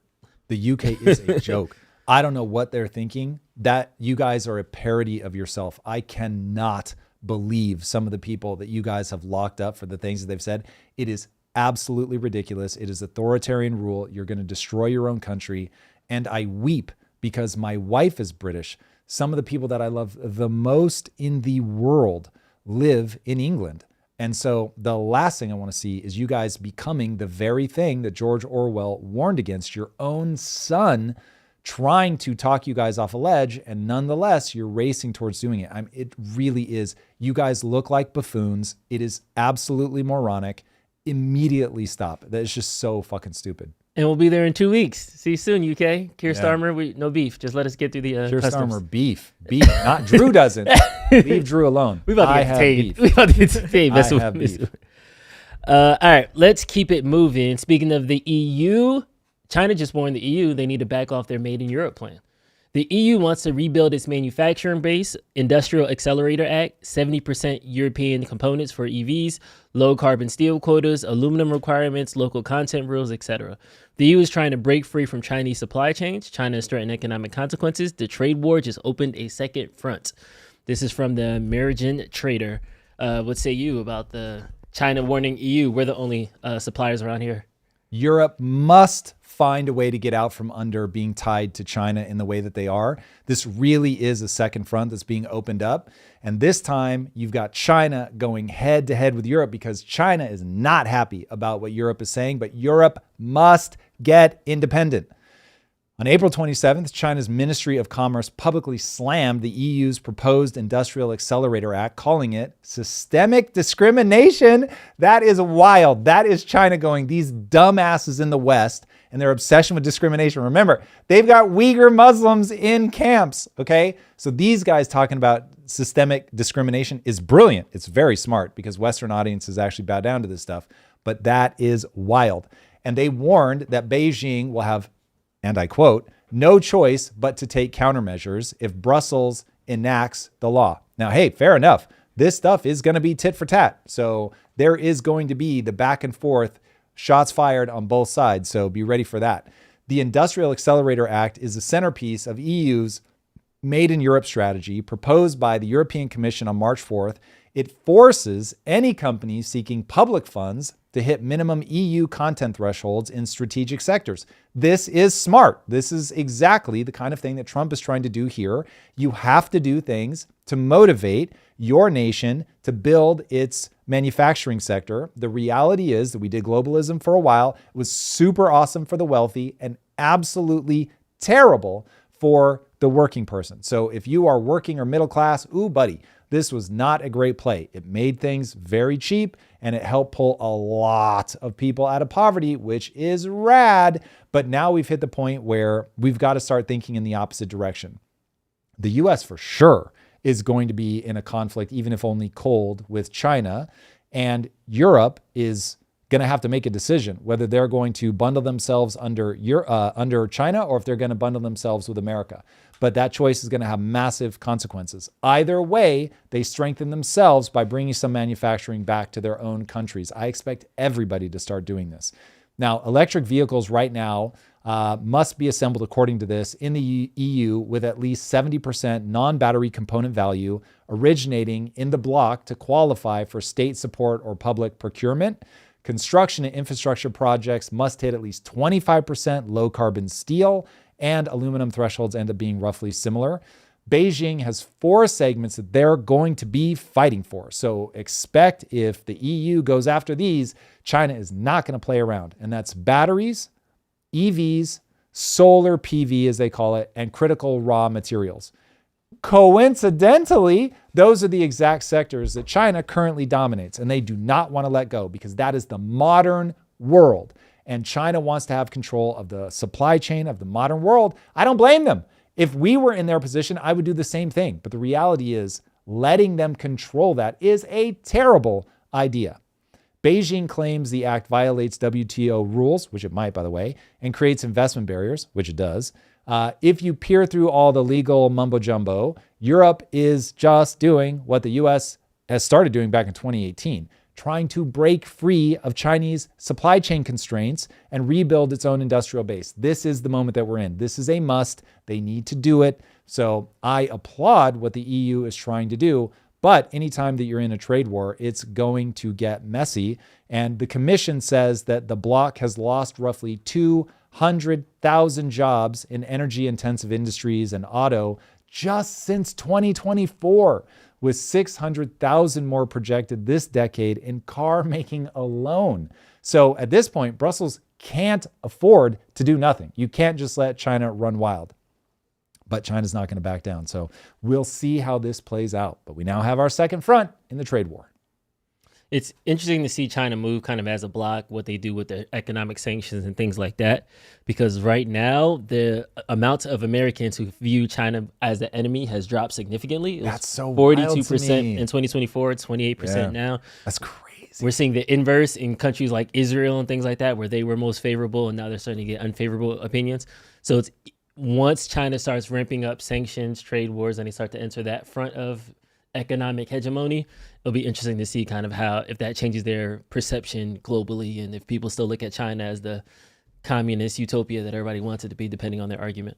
Dude, this one is really going to be interesting because the reality is people are now going to have the option to choose between the US and China, and they're going to have to choose as the US and China begin battling it out.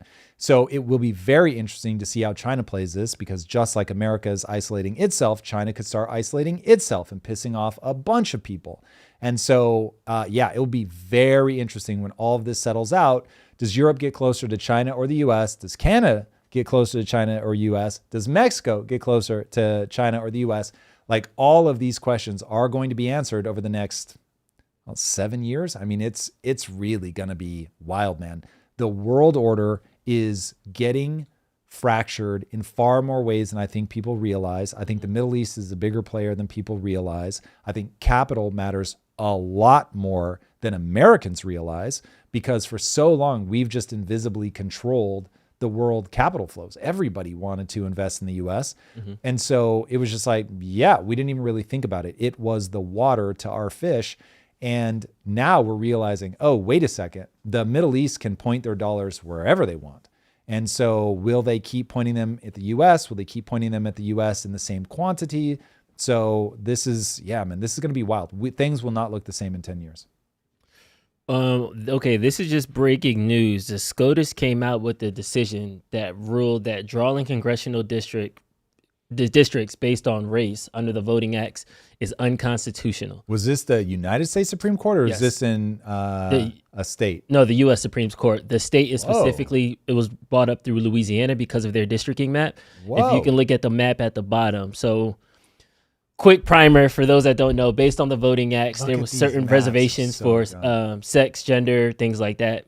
What happens in the South with a lot of this gerrymandering cases is that the majority party, because now both Democrats and Republicans do it, they would try to redistrict the maps in order to gain more party for their constituency. One thing that was stopping it happening dramatically in the South, like we're going to see on the right down here, is that Look at that Louisiana map. That is hilarious. crazy. There's certain historically African-American districts that they were able not to be gerrymandered because you would then have to redraw those districts. And these district redrawings are like ridiculous. I'm talking about like through a neighborhood, through a street. One side of the street is one district, one side is the other. Like it's that kind of tick for tacky. So yeah, with this new ruling now, race cannot be something that functions as a reason to gerrymander. So they can redraw these districts. And this should actually be a good news for Republicans, especially coming up to the midterms, because fundamentally they could get a lot more seats, especially in the South. So This redistricting stuff is so wild. This is one of those things that nobody wants to look at because it's really boring, but it is ridiculous. It's one of the things that happens in plain sight. Everybody can see it. They do it. But when you look at the actual maps, you get like crab claw shapes, like you were talking about streets getting split. It's so dumb. There should just be some sort of standard, like give me a grid pattern or something. And it's like, this is your district. It is what it is. And it's all geographically based. But yeah, what we do now is ridiculous. And by the way, whatever happens when you do that happens. And it's just like, yeah, just like a zip code. Yeah. It's like, you got to think of the poor mailman that's got to deliver your shit. So you can't have part of the zip code over here and then way the fuck over here. And there's still some weirdness with that. But yeah, anyway. Yeah, a lot of people are bringing this up because Virginia just got the approval on their ballots to redistrict after California got approval when Trump told Texas to redistrict. So there's been 3 major redistricting efforts that happened this year alone. So after this ruling, I can only imagine how many will try to get done before November and the midterms open up. So yeah, we should keep monitoring this story, but this is definitely going to be interesting. no doubt. That's wild. I didn't even know that was like on the docket for today. Yeah, it was one like, Supreme Court, they just hold cases for a while and then they just start dropping them like mixtapes. Another ruling that came out, this one isn't as sexy, but it got stricken down. Massachusetts was going against the Supreme Court to escalate their decision about their kids being trans in like schools. And then Supreme Court didn't even want to like take the case. So they rejected it to the lower level. Interesting. Parents were saying that the schools shouldn't do it regardless of if the parents had consent or not. The school was like, we're just following policy. This is different than in California. I don't have to tell your parents. Right. if I see that there's danger there, we're allowed to help. We're allowed to reaffirm care just to make sure people are okay. But And the Supreme Court is like, we're not touching it. kicking it back to the lower courts. So you guys figure it What's the current ruling right now in the lower courts? out. That I need to figure out. But it was a 9-0 decision not to touch it, and Supreme Court doesn't do 9-0 at all. So once I seen that, I was like, oh yeah, they're kicking that down. All in though, this is one of my like frustrations. I was gonna save this for later, but the University of Massachusetts is set to hire the first ever AI coach in NCAA football. Now, I thought this was like amazing. It's created by UMass student engineers. It would analyze trends in real time and help decide like live game strategy, recruiting, more. Oh, This focus was because UMass, for those that don't know, it was once prominent D1 school. Now it's middle of the pack, bottom of the pack most of the time. So it's like instead of spending $40 million on a new coach trying to rebrand the whole program, they went the other way. Let's just AI it and see if maybe we can moneyball it. Moneyball is like using analytics in sports and all. yeah. It's interesting when I see like sports taking these chances and then politicians were arguing about redistricting rules and things that seem to be petty on surface. Do you think that we'll actually get to a point where somebody would be like, okay, AI should take the reins because they're a neutral party versus us keep bickering and humans ruining politics? Right now, that would be an absolute disaster. So no, we should not be inviting AI in any way other than humans use AI and then ultimately put their judgment on it. But this is going to be interesting. So I am still convinced that there is a fair amount of violence between here and like the inevitability of AI adoption. But I grow more convinced by the day that people are really going to fight back. So it'll be interesting to watch this play out because there's no way that the student body is unified on this. There's no way that the donors to the school are unified on this. There are going to be some people that are like, absolutely not, over my dead body, no way. Having a coach use AI for sure. It'll be interesting to see how it gets dealt with at the collegiate level, whether they go, whoa, you can't use AI in real time or anything like that. So, and then as a body politic, we're all going to have to decide, do we want, like when it comes to sports, do we want people to leverage AI as much as humanly possible? Or do we want to see humans compete on a human field, right? And so where they'll end up drawing the line, because there's a ton of technology already being used, but where they're going to draw the line will be very, very interesting. But I could certainly see people saying no AI on the field. So you can't do anything in real time using AI or something like that. They'll obviously all use it in the locker room. There'd be no way to stop them. You wouldn't know if they were doing it. So that is certainly going to happen. So on the Moneyball side, where it's like back in the conference room and you're sitting down, you're analyzing things, I'm sure people already are using AI, but actually on the field as a coach. So anyway, this probably is more of a PR stunt than anything, announcing that they're going to be using it, because right now you still need leadership on the team. I'm about to say there's somebody in the locker room down there. There's still going to be somebody doing substitutions, but maybe they'll just be sure. reading the results or something. The reason I bring this up is because we both shared this frustration about there's certain things that the government should just be doing that doesn't, like, I'm not a rocket scientist. You're not a rocket scientist. You've done so many successful things, politics, you dabble your foot in. But even in your dabble, you have talked about solutions that career politicians don't even bring up. So it's one of those things that we see that there's a gap between what's actually happening and what we think is our North Star should be.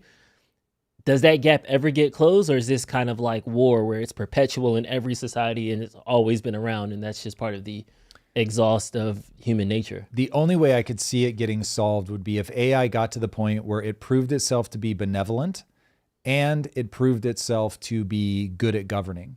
And so if we had those two things where it was like, okay, let's say each party had their AI or whatever. And it's like, okay, the AI is advising that we do this. I could see people getting behind it and being like, man, it's really delivering results. This is exceptional. We want to listen more and more. You know, in the beginning, you wouldn't listen a lot, but otherwise it's all comes down to electability. And the big, like, I think about this a lot. Like, why do I not want to run for office? Like, I have such an aversion to it. And part of it is that I know, like, even on this show, I get a lot of comfort from, I never have to tell you what you want to hear because I'm already wealthy. So it's like, oh, the show didn't work. Okay, no big deal. Like, I'll just go do my next thing. And when you're in a position where it's like, well, I'm a politician, that is my job. If I don't get elected, I am literally out of a job. Now, all of a sudden, people are like, well, I've got to tell you what you want to hear. But the problem is the thing you want to hear may not be the thing that actually works. I think about this a lot with the economy and what people say in the chat. It's like, people will clap back on the chat like, oh my God, this is so dumb. Like, we're going to eat you. And I'm just like, but you don't understand the mechanisms of the economy. So there are people that I love very, very much, and they don't understand the economy, but they will eject out of any conversation where the economy gets brought up because they can't be around me talking about the economy. And I'm like, wow, that's so interesting. So I know they're smart, I know they're well-meaning, but they have a frame of reference that simply will not allow them to engage with the mechanisms of the economy. So you've got that electability problem. It's really emotional. So humans are having an emotional experience. They're not having a logical experience. Humans are not aimed at North Stars almost ever. And if we're not aimed. No, so maybe a better way to say it is the North Star that people are aiming towards is almost always invisible to them. They don't know what it is. And it's usually just driven by ego. And so there's a way that they want to feel, and the things that they do in life are based on, oh, that makes me feel the way I want to feel. And so I do more of that. Just like completely devoid of any assessment as to whether it's moving them towards their long-term goals or not. And that is always heartbreaking. And it really does come down to like a definitive thing that you can point to. And it comes down to, do you build your self-esteem around being right? Or do you build your self-esteem around identifying the right answer? And I don't remember who it was, but somebody put forward the hypothesis that they believe that evolution optimized us for being right. That the very thing that we try to do is be right, not identify the right answer. And I was like, whoa. So if all people are trying to do is effectively win the argument, if that means that they have to lie, if that means that they have to cheat and steal, great. They're no problem, because they are optimized to end up being the one that is perceived as right. Because that's where I started. It's a little too easy for me to believe that that's true. But if I could get people to make that little switch where you want the outcome of your goal more than you want the momentary, like, oh, I'm right about this, man, it will change your life forever. Because now all of a sudden you're not so much groping in the dark. You're just trying to map cause and effect. And once you're mapping cause and effect, you're in alignment with the fact that this is a deterministic universe. I can tell I could spend the rest of the time talking. I'll stop there. But just know the thing I'm talking about now is the secret to the human experience. Okay, this is perfect, because this leads us into our next story, because I think this is one of those things where on paper it sounds good, but then there might be some back North Star stuff that we're not all on the same page about. So two Democratic reps, are introducing a bill to raise the federal minimum wage to $25 an hour and eliminate sub-minimal wages. This is a crazy term. I just found out what this means yesterday. We'll get into that. Reps Dila Ramirez and Analia Maya are introducing the bill, saying it's unacceptable that the minimum wage has been stuck at $7.25 since 2009. On paper, before we get into the nuance of it, how are you a no minimum wage person at all? Federal? I know there's been different feelings about it. What's your opinion on the minimum wage and how it should be set federally? I'm data driven. So I will say at the federal level, it's not effective. So at the federal level, it's a terrible idea. It can have some positive impact locally. So if people are doing it in like a really specific, I don't know if you can do it at the state level. That's probably still too broad, but that's certainly better than federal. Maybe at the city level, it would have some positive impact. My rough take on it is you probably don't get enough out of it on balance to pursue it, but the answer is nuanced, and a blanket yes or no answer, which I've recently come to. Previously, I would have just said it's blanket stupid. But the data does show if you get hyper local in certain circumstances, like where employers have like monopolistic control, there it really is useful. But breaking up monopolies is always a good idea. So it does have a utility in very specific ways, but the way that we go for it is purely emotional and completely nonsensical, and we should immediately stop. Okay. What is the solution to stagnant wages then, in your opinion? Because I think from this, going to the North Star thing, they think if we raise the minimum wage, that's going to incentivize corporations to raise how much they pay people. It'll make competition. There'll be at least more jobs that pay a better rate to their workers. Get students obsessed when they're kids with skill acquisition and deglobalize. Say a couple more things. So there really is only two things that you have to do. So people have to understand, shout out to Patrick Wrightson, who pointed this out in his interview. We got a big response from saying, I believe that if I work to get better at something, I will get better because skills have utility. That will be very useful to you as a company. If you could get an education system that turned kids out that were just like obsessed with acquiring skills, so whatever their goal is in their job or whatever, it's like, oh, I need to be good at that. Cool, got you. I'm going to go get really good at this thing. So now they're a good investment. They're getting better and better over time. It is so hard to find people that are really effective. I'll use you as an example.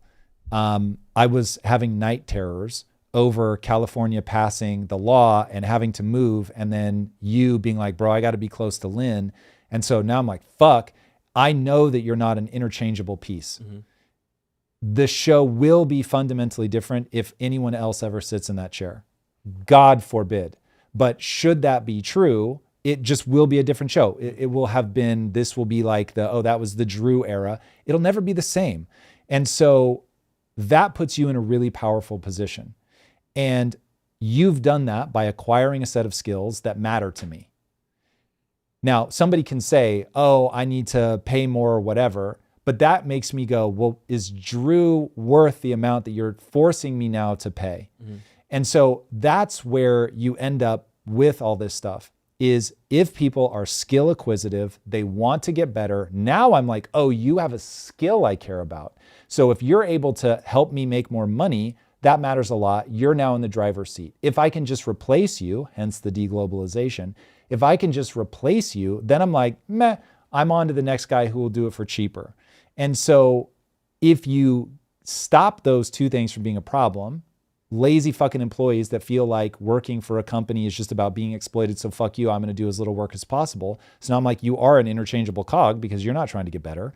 So if they're like you and they're obsessed with being great at what they do, and when I go on vacation, you're over here improving things, and I come back to a 1 out of 10 video, you bang it out of the fucking park, it's like, okay, that's somebody I want to work with. Cool. So you've got that piece in place.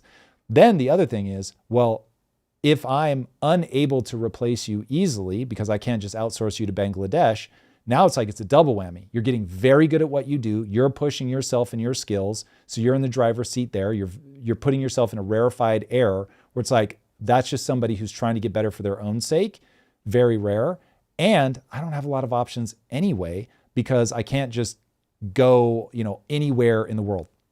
So those would be the two biggest things that I would say. If you solve for those, now people are back in the drivers. I tried to get through that. No, I appreciate you. And people like, is Drew quitting? No, that was the specific example. Come back to the. Yes. I want to. So here's the thing. Focus, guys. As Drew's not quitting that I know of. As a person in front of a camera who employs people, I always have the option to use the show as propaganda, where I can just ever so slightly not say a true thing. To position the people that are in the room that can hear me. Like, I know when I talk to this mic, I'm also talking to the editors. Yeah. So it's like, I can use that if I want. And by the way, I have gotten advice from people to stop saying some of the things that I say because it puts me in a weaker position as a CEO. I couldn't give a fuck. To me, actually, that's not true. I believe they're wrong. I believe it hurts me in the short term and helps me in the long term.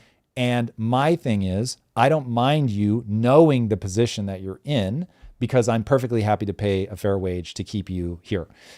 So that's just my strategy.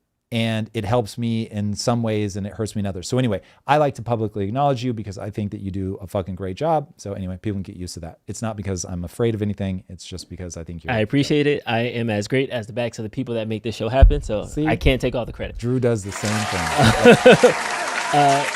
But I think that in that very specific example for impact theory, it makes sense. I think everybody can hear that and say, okay, cool, got it. I understand that. So when we get to the federal minimum wage, is it just going back to when we make blanket statements that apply to everybody? That's where government gets it wrong. Because while some companies, it's a fastball down the middle, this makes sense. People will make more money. People will be able to pay their rent easier. And then in other cases, it's going to be catastrophic, more layoffs, and people are going to be in a worse situation. It's just that the nuance is a part that the government missed when it makes these mandates. Yeah, it's to sum all that up in a single sentence.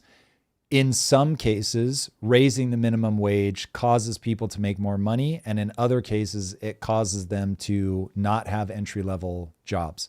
So you have to figure out, where is this a case of the employer has monopolistic control, so the employee is in a weakened position and therefore can artificially defeat the market essentially by holding the pay low? And where is it that you've now placed it so high that it's nonsensical for the kinds of people that apply for that job? And if you think of it like, hey, sir, I want to get a job working at your bar, and I don't have any experience. Oh, cool. Then I'll give you a job at $8 an hour. And that's great for me because you're cheap. And it's great for you because now you're going to get experience. But if the government comes along and says, you can't take that job, I know you think that that's a good deal for you. It's not a good deal for you. You've got to charge $12 an hour, whatever. And then I go, well, for $12 an hour, I can get somebody that has experience. So I'm just not going to offer you the job. So now you're without a job. And you were like, hold on. I would have been much happier with a job that paid me $8 an hour so I can start building the experience. And by the way, build my skill set, show that I'm indispensable, claw my way up, which is, before I became an entrepreneur, that was exactly how I was getting ahead when I was young. I used to tell my friends, you can put me in any company in the world and I will climb my way to the top. And I literally proved that. I went from a Steenbeck repairman to running the same film school. So they hired me to fix machinery. And then by the time I left, I was running the LA branch and opening remote branches in like London for them. Mm-hmm. So it was like, yeah, just get me in the fucking door and I will do the rest of the work. So I'll take this shitty job. I hate working on equipment. So it's like, I'm never going to be that guy for a long period of time, but it's like, I know what I can do to people by showing them how rapidly I can acquire skills. And so when you, in certain circumstances, when you rob people of that ability, they just can't get their foot in the door to prove it. And then that's why your first point, you're saying education, we need to start making skill acquisition a thing versus knowledge memorization or some of the other focuses of education. 100%. One of the things that I hope that so my secret of all secrets is, and this partly is because I'm not a parent, I really want to help kids. And I am so fiendish about what is actually useful. Mm-hmm. And what is actually useful is what I call the only belief that matters. If you put time and energy into getting better, you will get better. Now, maybe people listening to this show don't realize that we're not there culturally. We are not there culturally. Right now, we are in a place where people believe that companies are just taking advantage of their employees. And that makes me weep, because I was raised to believe that I could do anything that I set my mind to. I had to get good. It would come at an extraordinary price. But if I was willing to pay that price, I could become anybody I wanted to become. And it's really funny to watch my family respond to me, because I'm learning now. When I was a kid, they just thought it was what they were supposed to tell me. They didn't actually believe it. So my mom wrote a message in my 50th birthday book that was basically like, you used to tell me all the time that you were going to be rich one day. And I was just like, yeah, of course, you can be anything you want. But like secretly, I'm like, how the hell is he going to pull this off? Like, nobody gets rich. And thankfully, they told me that. So I just kept foolishly marching down that path thinking, oh, cool. Yeah, everybody's telling me I can be whatever I want. I want to bring that energy back. I want people to believe that they can become what they want. Now, here's the brutal secret. Most people aren't disciplined enough. Most people aren't smart enough. I hate that. But the reality is that for a lot of people, there's just too many things against them and they really aren't going to make it. But the second you let that be the cultural energy, now the people that would have made it become cynical and don't even try.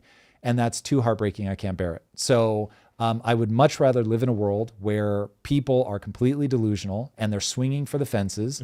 Mm-hmm. And then the people that really have a shot to make it will make it, because they're being reinforced by culture that, yeah, of course, you should dream big. You should go for anything you want. Like, let's go. Versus I've helped like Big Brother a fair amount of times in my life. And I had this one kid, I was just really trying to figure out what he wanted to do. And I was like, what are the things you like? I like art. I like heights. And I was like, oh shit. Okay, this is cool. Like, what do you want to do? His punchline haunts me to this day. Maybe I could put up the signs on the billboards, because he likes art and he likes heights. And I was like, Okay. Like, have we ever thought of, yes, like definitely, but are there other ways that we might be able to express that? And I remember thinking, he's driving down the street, he just sees billboards. And so he doesn't even have the frame of reference to be like, oh, I want to be a painter or a high school teacher, or whatever. It was just, that was as far as he could think. And as a culture, we've gotten there. It's people are cynical. They don't dream big anymore. We clown on people who do. So anyway, whatever little bit that I can contribute to that, I will. I get this from Malcolm Gladwell. There's the upward mobility piece that I think is the invisible contract that societies have with like its citizens. And I think to your point, it made sense to work that $8 an hour job because you have okay, I know it's $8 today, but next week it's going to be 11 because I'm going to go this other thing, then I'm going to do this other thing. Then in 6 months, a year, 2 years, 3 years, whatever, I would be in a different position because of the new skills I acquired, the new roles I acquired, the new responsibilities I acquired. It seems like now in 2026, a lot of people just feel like every day is the same. It's Groundhog Day. No matter how many skills I get, whether I binge watch every YouTube video, whether I get straight A's, I'm still can't afford everything. I can't get ahead. I'm stuck. And is that something that is systemic, that is coming from out place, or is this we just need to kind of get into a mirror and talk to ourselves and get our mindset different? Like it is systemic, and it breaks along the lines of we have calcified into a caste system. If you're born poor, you're going to die poor. And that is a tragedy. That is a betrayal of the American ethos in ways that legitimately enrage me.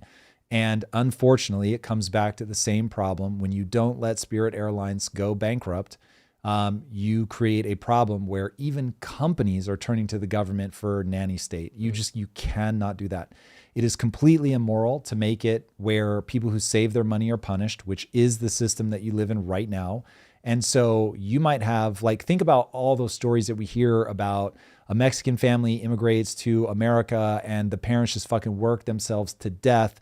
And they, they're putting money aside so they can put their kids through college, and their kids go to college, and then they get a good job. And now it's like they're a middle-class family, and then their kids are like fucking doctors and senators and shit. It's like, we're making that impossible. And the way that we're making that impossible is that the first generation is never going to be able to get ahead because they can't save enough money. And we're overproducing elites. So even if you send them to college, they're going to go, because the government is getting involved in the grants and the loans to put the kids through college, they're going to go study something fucking stupid that's not going to have any relevance in the job market. And then all of the extra money that we're pulling from taxpayers that we're pumping into the government is for bureaucracy. It's not for actually building the infrastructure that entrepreneurs are going to be able to go and win with. And we're just taxing people to death. So it is this ridiculous structural thing that we built in place to stop people from falling down, right? Going back to the idea of, you partly get this nanny state because women have this massive compassionate impulse, which is awesome, but it has to be checked. And so we're not doing a good enough job of saying, yeah, we're not a nanny state. We ought not be a nanny state. People need to be able to fail so that the best among us can rise. And when you get in a situation like that, I get it. It's hard to watch. It's hard to watch somebody fail. It's hard to say your family has to pick you up. The government's not going to do it. It's hard to say, hey, you're going to have to turn to the church because the government is not going to make sure that you've got all the food that you need. It's hard. I get it. People don't want to say it, but there's a reality to be faced, which is a K-shaped economy, which is a caste system. And for me, that's a horrific trade-off. And I would much rather be in a position where I have to look after my mom because the government's not going to do it. I'd much rather be there because, by the way, accepting that then I might fail. So, I want to be back in the world where getting rich was no guarantee that you were going to die rich. And there was certainly no guarantee that you're going to be able to pass it on to your kids. And letting the government confiscate it does not help. That is a horrific solution to the problem. Got it.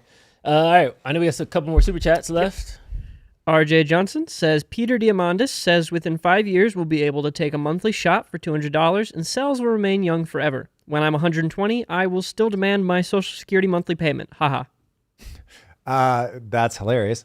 I love Peter to death, but if Peter would like to make a bet about whether we'll be able to take that shot in 5 years, I'm very happy to do so. There's just going to be regulatory hurdles and things like that to stop it. I think he's right about where we end up. I just think he's wrong about the timeline. So if he were saying that would happen in 25 years, I would say, yeah, barring some sort of catastrophe, that seems very plausible. And by the way, is me throwing it into the trees. I doubt it will take that long, but things always take longer than we expect them to take. But yeah, I think he's right about where things are moving. There's another subcontext in there though about the whole Social Security monthly payment thing. Yeah. There was a thread on the boomers. I don't know if you've seen that. The guy was like, my dad called me. The house has been paid off for the last 20 years. He owes $4,000, I think, or like $4,800 in property tax. He can't afford the payments. This is a travesty. The house is paid off. He shouldn't have property tax. Agreed. Somebody retweeted him and was like, well, okay, if he bought it in the 80s, as you say it is, and he owns it outright, he probably has 200-300% in equity. He could just sell it, downsize, and then not have to worry about property tax again. So, yeah, but doesn't that enrage you? Like the fact that the government wants you to pay rent on the house that you already bought and paid off. I mean, for me, that trips a fairness, a righteousness trip in my brain that drives me crazy. Yeah. There's this like just push and pull though, because I know RJ, you're just the face of it, so I don't have beef with you, but there is something to, there's a population of people who have paid off homes, who have paid off homes or homes with interest rates of 2-3%. They're collecting Social Security, and yet they're complaining that like, yeah, our property tax bill is a bit too high. And it's just like, all right, well, you're getting paid from the government. You got a great deal from the government. And now that you have to give some of that up, or you have to pay something, or Well, what part of that came from the government? the low interest rate, I'm attributing to the government payment, and the Social Security payments I'm attributing to the government. Yeah, so that's where I would stop you. The interest rates are due to innovation. So The Fed interest rates? Yes. So if you want to keep money cheap, then you need to be in a position where we are growing like crazy, where you've got plenty of people that want to buy those things, and you don't have to, because the reason that interest rates go up is because people don't trust you. They don't want to buy your debt if we're talking about risk-free rate of return. So the reason that you have to turn that up is because either you've put so much into the economy that it's just going too hot, and so now we want to tamp you down because things are going to get out of pocket just because there's so much money flowing around the market. But remember, I would much rather be in a system where we're not able to do that they're not able to manipulate the economy. So we've already got sort of beef there. But your interest rates end up being low when they're trying to be stimulatory to the economy.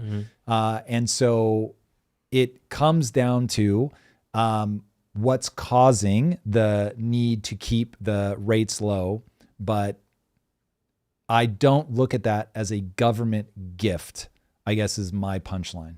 Oh yeah, gift is the word that makes that last statement uncomfortable for me. I guess my point is, if you have, I can understand unrealized capital gains, and I can understand the beef of why those things would be taxed. But to me, property taxes, how it was sold to me, and maybe I just got indoctrinated, property leads up, property taxes deal with your local municipalities. So it pays for the roads that get to the houses. It pays to the police that comes to your houses, the firefighters that come to your houses. I didn't grow up in a place that has private firefighters and all this other stuff. So to me, all of those things was community municipalities. It was a government run thing, quote unquote, local government, but still. So property taxes went into that pool that made sure that those services were provided for and schools were well funded. So for me, although you bought your house off, you still have property in that area. So you're still responsible for the upkeep of that area. I don't think it's a crazy way to look at it. I would say that property tax is not the right way to go about it, that when people buy a house, it should be their house. They've paid it off.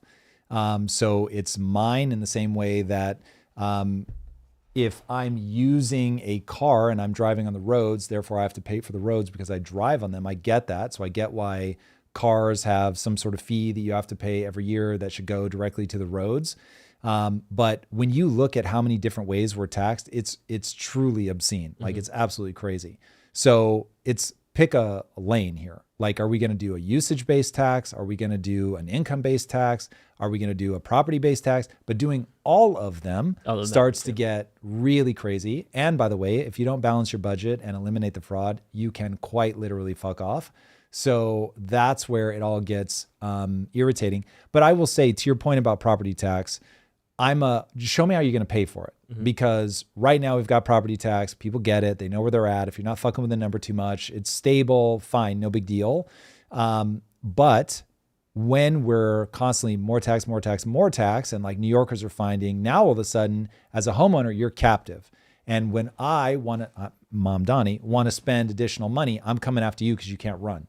So that's where I'm like, yeah, you're acting like my house is your house. It's very much not. There are other ways, including cutting expenditures rather than just making things more expensive. But when Ron DeSantis was talking about eliminating property tax, I was like, okay, I love that. And it actually would be very enticing for me to move. But I'm going to need to see, how are you paying for things exactly? Got it. So, yeah. Cool. That was a fractal. My bad. Oh, Super okay. chats. Like William says, politicians have to cater to their voters. Women being added to the equation forces politicians on both sides to focus more on social programs, either funding them more or by not reducing them enough.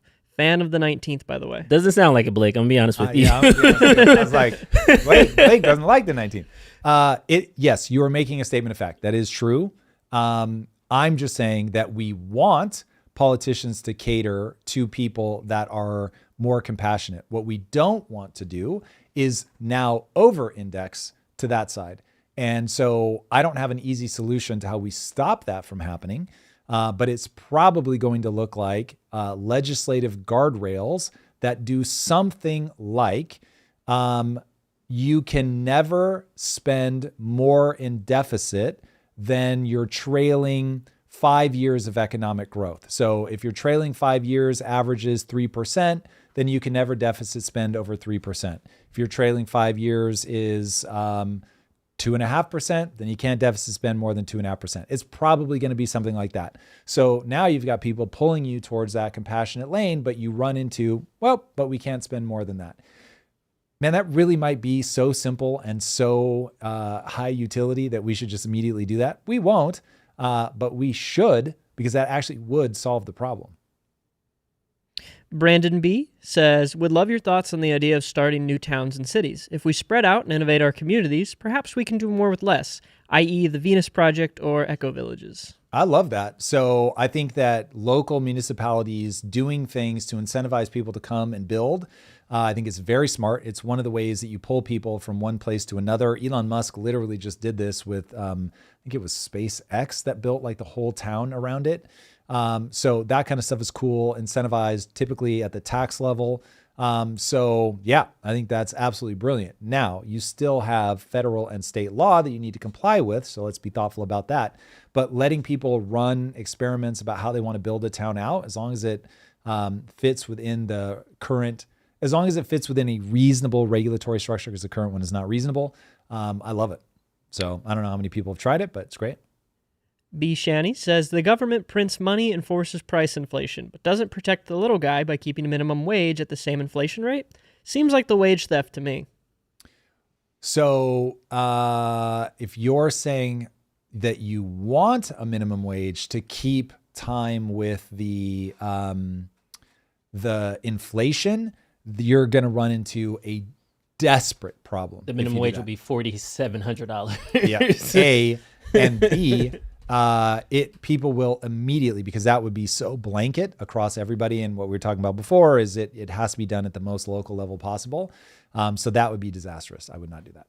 You heard about Pragmata making people want kids again? I have. The video game. Have you played it? I don't know if you're throwing me a softball that you know I want, because we're now at 9:02. But dude, I haven't played Pragmata yet. Yeah. I absolutely love the way that girl dads are talking about it, though. They're like, they've really captured like the beauty of like being this big, tough, strong, like kill 'em all guy, but you're doing it like in service of like carrying this little girl. There's something really beautiful about that. I love.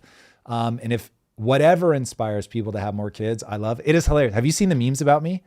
Okay. So you and I talked about this a while ago, and in context, I said, hey, listen, evolution wants you to have kids. So if you're not going to have kids, make sure you have a damn good reason, because there'll be an algorithm running in your head that's really going to fuck with you if you don't have kids.